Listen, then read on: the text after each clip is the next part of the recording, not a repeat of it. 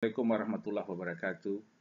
Semangat pagi, Bapak Ibu, saudara-saudara, kakak-kakak dan adik-adik dimanapun berada, khususnya kepada sahabat-sahabat saya, rekan-rekan para pendidik, dan juga semua elemen di tengah masyarakat kita. Pada pagi hari ini, yang sangat berbahagia, kita bisa berjumpa kembali melalui kegiatan latihan kepramukaan, orientasi kepramukaan yang tidak hanya berguna bagi jajaran pramuka itu sendiri tetapi lebih kepada manfaatnya kepada kita semua. Pada topik kali ini saya akan membahas persoalan dalam pengelolaan pendidikan kepramukaan. Sebagaimana kita ketahui, pendidikan kepramukaan itu tanggung jawab siapa? Siapa yang harus mengemban tanggung jawab dalam pembinaan kepramukaan? Dan bagaimana unsur di masyarakat tersebut melaksanakan tugas dan tanggung jawabnya. Ini topik yang kita angkat pada hari ini, menjawab beberapa pertanyaan-pertanyaan dari para sahabat-sahabat pendidik dan para berbagai pihak. Baik, pada kesempatan ini saya akan menjelaskan terlebih dahulu berbagai persoalan yang dicakup di dalam pendidikan gerakan pramuka ini. Sebagaimana kita ketahui bahwa pendidikan kepramukaan ini telah diatur melalui Undang-Undang Nomor 12 Tahun 2010. Bahkan sebelumnya itu pendidikan kepramukaan ini diselenggarakan melalui Keputusan Presiden Nomor 238 Tahun 1961. Bahkan sebelumnya itu lagi, kepramukaan adalah bagian yang tidak terpisah dari sejarah panjang perjuangan bangsa Indonesia dalam merebut kemerdekaan, dimulai semenjak kebangkitan nasional sampai Sumpah Pemuda dan seterusnya pada kemerdekaan.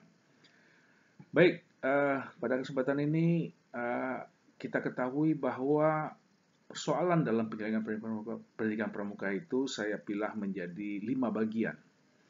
Persoalan sarana-prasarana, kita mulai dari bawah ya, persoalan sarana-prasarana, persoalan manajemen kelembagaan, persoalan tenaga kependidikan, persoalan pendidikan dan latihan, dan persoalan peserta didik. Nah, saya letakkan persoalan peserta didik ini di atas karena kenapa? Karena subjek yang belajar itu adalah peserta didik. Pramuka, siaga, penggalang, penegak sampai dengan pendiga. Makanya posisi mereka saya letakkan di atas. Di kiri dan kanannya itu ada tenaga pendidik. Dan tentunya tenaga pendidik ini bergerak dengan menggunakan instrumen pendidikan dan latihan. Apa yang dicakup dalam instrumen pendidikan dan latihan tersebut seperti kurikulum, materi, sumber belajar, metode, evaluasi, itu adalah semuanya instrumen. Di sisi lain, tenaga pendidik tersebut seperti kualifikasinya, keahliannya, bidang kompetensinya, dan bagaimana penghargaan ataupun kesejahteraannya. Nah, untuk peserta didik, inilah yang menjadi sasaran dari profil peserta didik kita, berupa kompetensinya, karakter yang dikembangkan, literasi, prestasi dari kegiatan-kegiatan yang mereka ikuti. Nah, ini ibarat tangan kanan dengan tangan kiri dan kepala. Tetapi di bawahnya itu ada kaki yang menopang dari kegiatan atau penyelenggaraan pendidikan tersebut. Apa itu yang menopang? Ada sarana dan prasarana dan kemudian ada manajemen kelembagaan. Sarana prasarana mencakup seperti ruang belajar pramuka itu alam terbuka, bumi perkemahannya, mungkin juga ada sarana-sarana pendukung lainnya, sumber dana dan segala macamnya. Nah, kemudian dari sisi manajemen, kaki yang berikutnya, kaki yang sebelahnya lagi seperti kelembagaannya, seperti kuartir, pusdik, puslit, lembaga-lembaga pendukung lainnya, badan usaha, satuan karya, gugus depan, itu semuanya adalah kelembagaan. Dan semuanya ini berada pada persoalan dari ruang lingkup penyelenggaraan pramuka itu sendiri. Seperti pelatihan, pendidikan pelatihan, bagaimana desainnya. Kemudian untuk peserta didik mencapai kompetensi atau tidak, bagaimana ukurannya. Kemudian ketenagaan, bagaimana potensi yang dimiliki oleh ketenagaan. Kemudian sarana-prasarana, pertanyaannya adalah bagaimana tata kelolanya. Manajemen kelembagaan, bagaimana sistem koordinasinya. Dan ini semuanya menjadi ruang lingkup persoalan di dalam pengelolaan pendidikan pramuka kita saat ini. Sehingga kita ketahui semuanya bahwa ini adalah piramid ya, kondisi dari pembinaan pramuka kita di masa sekarang ini. Dan bagaimana kondisi pembinaan pramuka kita sekarang ini merupakan cerminan masa depan bangsa kita. Kita tahu bahwa pembinaan pramuka itu dibagi atas 4 golongan keanggotaan.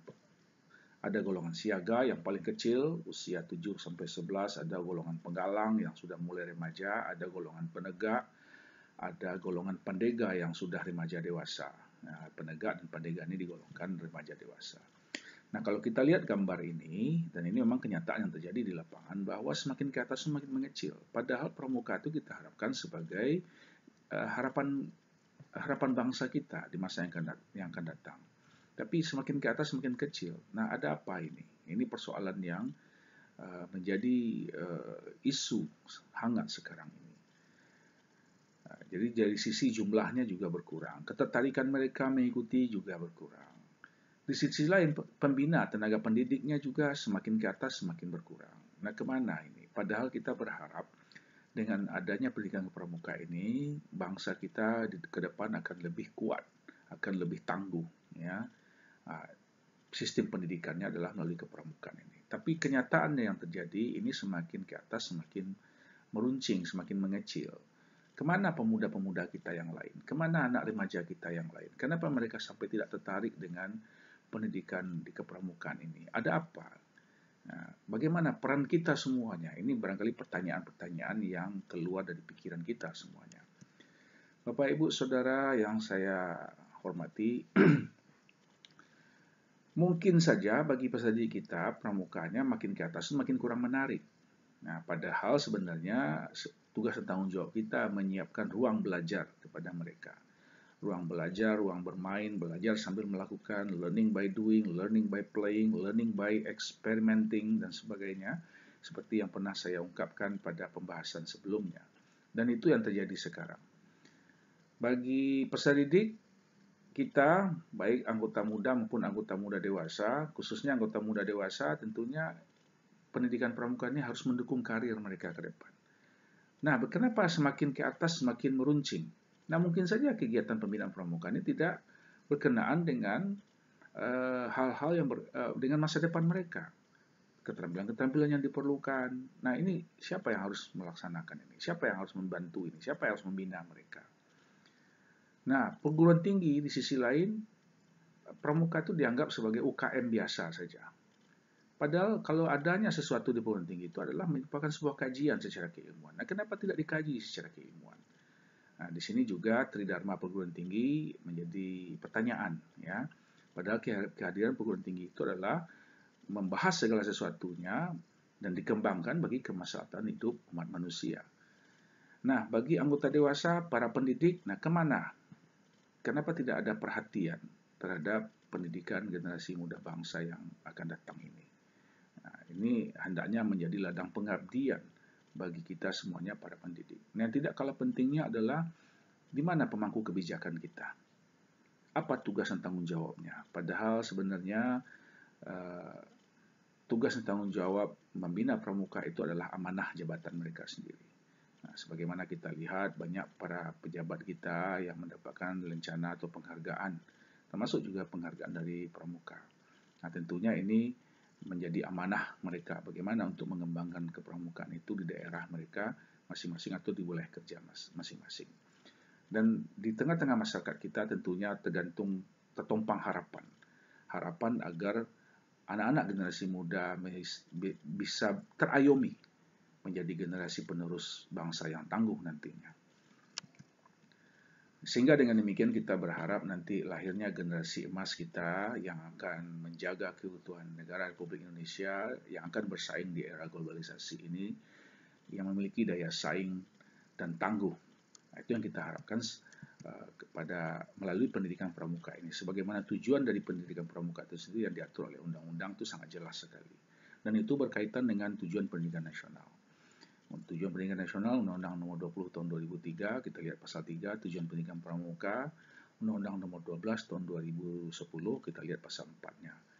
Nah, kalau ini semuanya sama-sama kita sepakati dan kita ayomi, maka saya yakin dan percaya pendidikan kepramukaan atau kepramukaan bangsa kita akan lebih maju di masa yang akan datang. Sehingga lahirlah sosok manusia paripurna yang memiliki kecerdasan spiritual, kecerdasan emosional, kecerdasan fisik, kecerdasan intelektual, dan kecerdasan sosial. Saya kira untuk kesempatan hari ini cukup itu dulu, dan saya akan sambung materi saya pada kesempatan yang akan datang. Tolong terus dukung channel saya ini sehingga saya bisa memberikan atau berbagi yang terbaik untuk kita semuanya bagi bangsa dan negara kita. Terima kasih. Assalamualaikum warahmatullahi wabarakatuh.